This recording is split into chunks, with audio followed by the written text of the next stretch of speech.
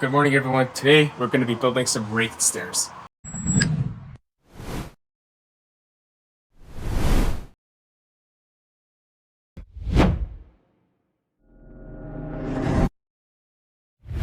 I started off by getting my landing position where I wanted it to. My desire was to have equal rise in the bottom stairs and the top stairs. Both flights I want equal rise.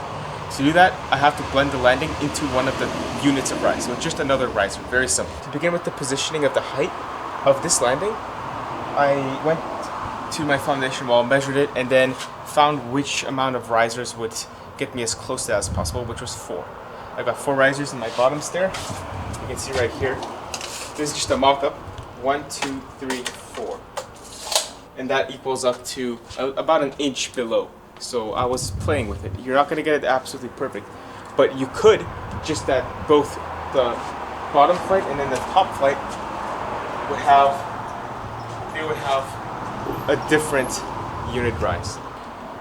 Then to position the position of the landing, the leading edge of the landing, how I do that is I can count how much treads I'm going to have in the top, each being 11.5 inches run total. Since these stairs are raking back 1 inch, the actual unit run I would use for this calculation would be 10.5 inches. This also includes the unit run used when laying out the stair stringer. I multiply that by the amount, which was 10, that I count here, there's 10 of them, in this top flight of stairs, equals 105 inches. That's from the top. I plumb down to do my lines on the concrete, of course. And then I would add also any kind of thicknesses, which would be a hanger board. Is not going to have the hanger board subtracted from it because I will still have a second riser on top of the hanger board. You'll see that later on. And with that, I measured the area over here. There's an offset. The offset is the same amount as the bottom of the stringer here. This from here to here. I believe it was 12 and 13/16 for me, from there to there. And this is going to be this thing. See, it's 12 and 13/16. Okay, guys. The last thing about the position of this is the height. You actually have to subtract the subfloor. You have to subtract also the finished floor, rubber for us. We're using a rubber tile in order to get the height of this framing, because then you would add it back on top. Also, you would, when you're making the calculation for the stringer to attach, you would also subtract that from your rise. This way, when you add everything back on, you're equal all the way around. Okay, we all know that when building stairs for an equal rise, we would subtract a tread that we add on top from the bottom. So we'll cut that off 1 inch, the thickness of the tread.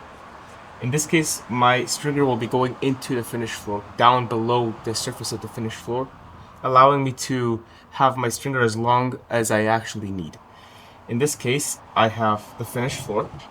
I have my support board, which is this 2x10. And that leaves me with 1 inch exactly.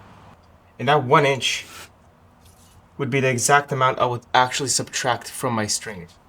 In this case, I just don't need to worry about subtracting anything, since it's already going to be subtracted by the fact that the finished floor will be above the stringer by 1 inch.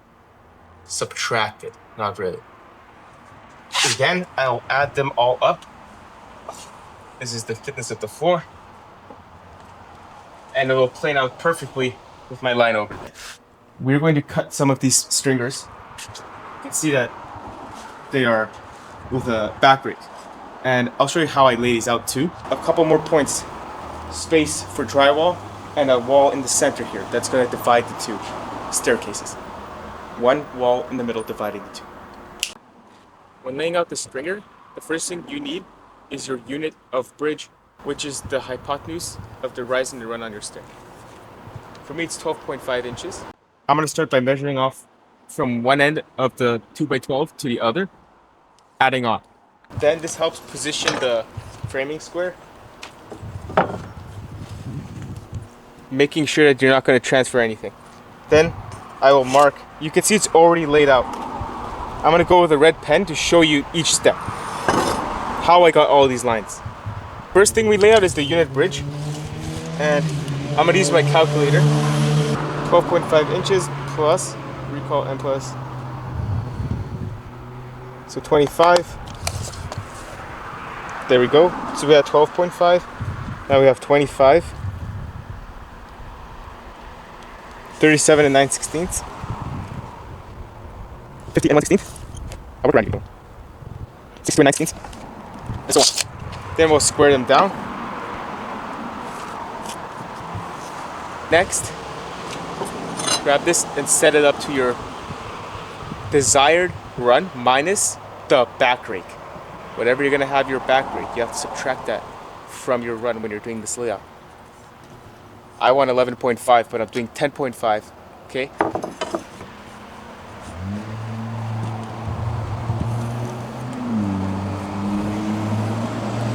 There we go.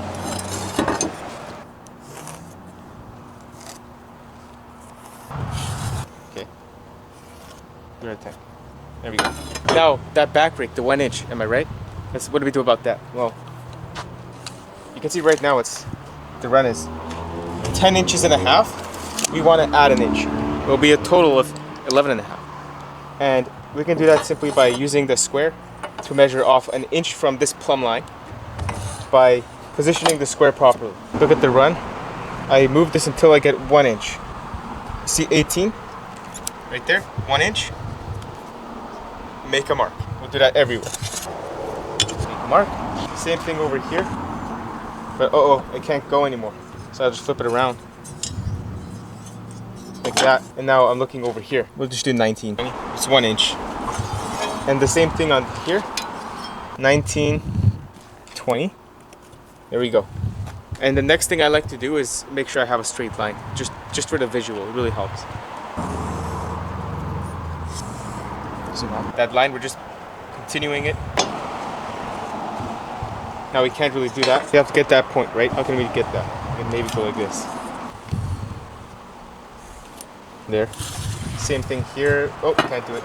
How do we get that mark? Like this. Very long to the bottom. And there's no other way but to just shoot for it. Line it up as best as you can and continue. We added 1 inch to the run. Now it's going to be 11.5 inches.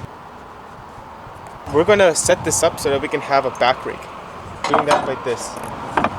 Unscrew the run so it's loose. Put your rise on the point of bridge and then tilt the square back until you hit that line with the heel of the square. Just about there. There we go. You see?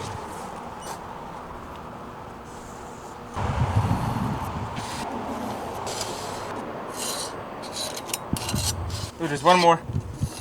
Now here's what we're left with. We're gonna cut here, here. After we've done our back rake, we can adjust the stringer. First of all, the bottom, I'm gonna set it back to my run. You need to adjust for the thickness of your tread. The thickness of my tread, it's 1 inch, okay? 1 inch. So draw a line. Oh, I'll use the red one. You guys like the red, it's a cherry flavor. Red. We're gonna do 1 inch. Again, up. Here, 1 inch. It's called dropping the stringer. I'm gonna drop it. There. So this gets cut out. But in my case, we're not actually gonna drop the stringer. Instead, we're gonna bring the finished floor up into the stringer. In your case, most likely, like 90% of the time, you're dropping that stringer. Next adjustment, the hanger board. Come.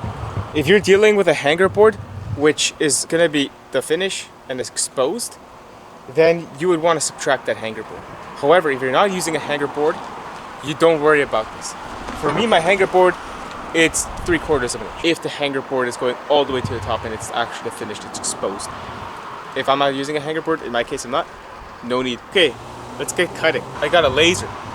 I like to use my track saw to cut the stringers. Peace of mind, it just cuts your string. Put some light pressure. Press this.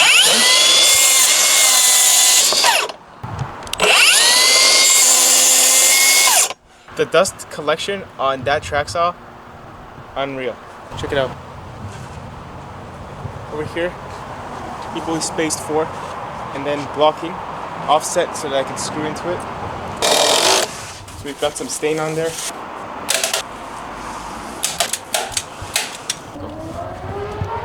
All right, we've we've got it level. We've got a little bit of shims.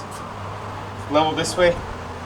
All of the treads are level with the small one. Now we're gonna hammer drill over the shim.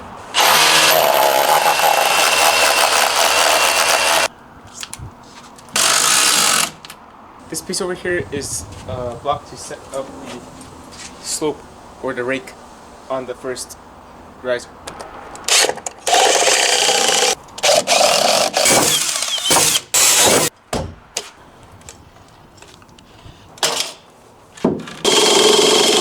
Alright guys, alright, so how do you fasten this? So I like to get in from the back, it's gonna be kind of hard here, and get a screw in to the tread. So screw the tread from the back. So suck it and pull it back like that. You can see this screw, okay, fine, sure. It's good footage, it's good footage. So look how tight that is. It just pushed the whole tread back. Round over, of course, it's the detail in the code book, because we don't want this to be hazardous. This last tread we got on here, I'm saying tread because it's actually a tread. Don't think of it as some landing or whatever. Okay everyone, from over there to down here, we measured our total rise. Even though we had it calculated already, the total rise from here to there was 73 and 1/8. And using that number, we determined our unit rise. After getting the unit rise, considering that the finish floor is the same as the finish floor on the bottom at the top, we changed nothing. Also, the hanger board up there, we don't subtract because we're going to be adding a standard riser to the stringer assembly. You'll see what I mean?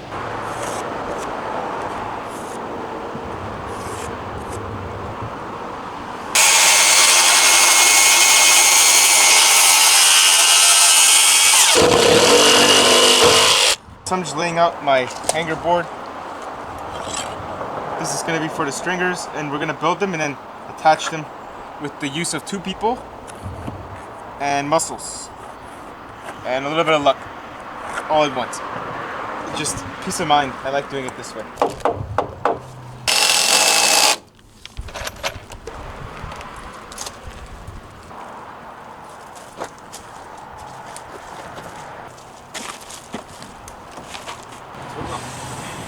There we go. There, it's locked in there. You can see these stairs are now mounted over here, and they're very solid because we put blocking in between every stringer. I've got it near the bottom too. That's the actual structure, not that triangle over there. Coffee flavor. Bullnose round over, I think it's called a bullnose. Whatever. I'm gonna use that to get rid of this knife. This way also that the finishes can go over easier, which is rubber.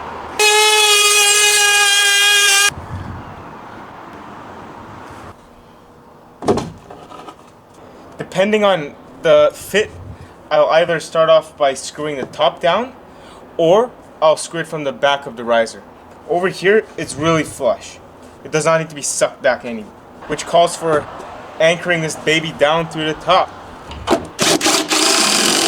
We're at the top of the stairway to heaven. Last step though. You can see how this raked design is incorporated into the last riser. Since the support board cannot be actually canted, I have to account for that by not subtracting the riser thickness from the stringer, because it's going to exist right here. Go. For ultimate squeak resistance of these stairs, I'm taking these screws and driving them right into the heel of the stringer underneath like this. Going right underneath, I have it marked out. Put it right there. As you can see, I've built up some pretty serious support for the stringer. So from the stringer to the stud, we've got some big lag bolts. I have a plywood 3/4 inch board for the drywall. You can see how the wall continues up 14 inches and a half from stud to stud when you fasten the stringer to the stud. We've got a beam that I've built up here to support the bottom of the second staircase. Nosings are lined up. That's where I'm at right now. I've got my stringer support board. I am adding some additional support to this stringer support board by adding some 2x dimensional lumber. And now that goes into the wall on a stud. That's what I'm about to cut, is a stud from here down to the bottom plate, and that will support this dimensional lumber.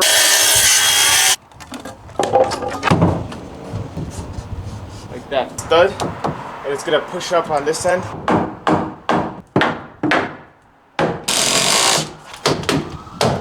This is the beginning of the landing extension I'm going to be doing. There's a stud into this wall. That's going to allow me to place a joist right here for an extension for this landing. That will allow me to rest my stringer on this point. This way, the stringers of the first stair will be in line with the second stair, nosing line.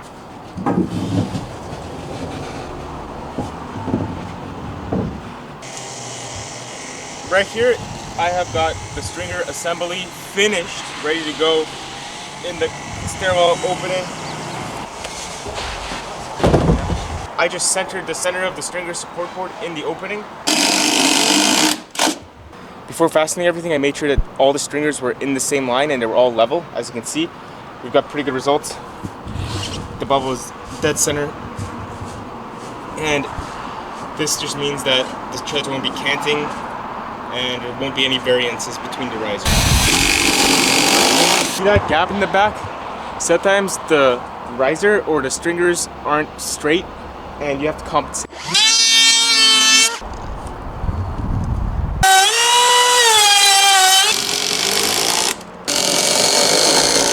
This thing is the screw pattern.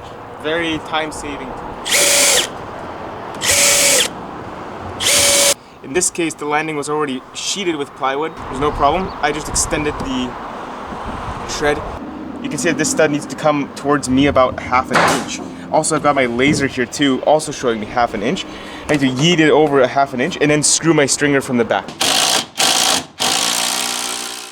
This is not a mistake. The finished floor is gonna come up to that. Let's go take a walk. Got the gap all the way around.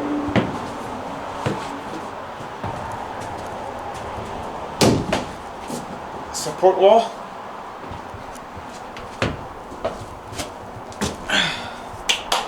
Landing, window. Wall is going to end right here. Again, it's going to continue up to the ceiling because it's a vaulted ceiling. Yeah, this is going to be a non-load bearing portion of the wall here that continues up. Non-load bearing. It's just going to be drywall, not going to hold any stringers. And then we're going to have some railing here. With that, we've just walked 3 stories. Thanks to Stair.